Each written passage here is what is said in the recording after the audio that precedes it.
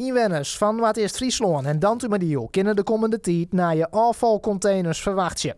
Deze weken waard begon met Udion van naar je containers in de omkrieten van Kolm. En dat waard wel tijd, nevens de gemeente. Ten eerste omdat we ook naar je jiskauto's krijgen. En de orden die wie echt onvervangd daar.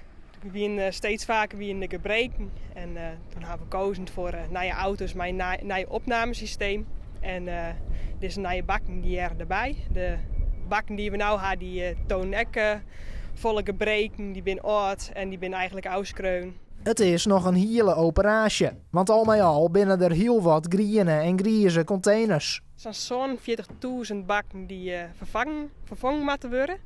En hier in Kolm zijn 12.000 die deze week uitzetten worden. De nieuwe bakken kunnen azen weer een skoft mee. En gewoon meesken gaan er direct qua volume op vooruit. Bij de groene bakken in de gemeente Dantumadiel en in Dokkum en omstreken hebben ze nou nog Lietse groene bakken. Dat zijn 140 liters bakken en ze krijgen nou 240 liter bakken. Nog net alle meesken in de gemeenten hebben een brief gekregen. Het is de bedoeling dat eind oktober alle nieuwe bakken uitdeeld binnen. En de oude containers die worden onhoes ophellen. Die worden inzameld. We hebben het bedrijf dat ik de nieuwe bakken uitzet. En die worden of recycled tot nieuwe bakken zoals deze. Deze bakken die ben ik maken van oude containers. Of ze worden weer gebruikt in oorgebieden van de wereld waar ze echt noodzakelijk binnen.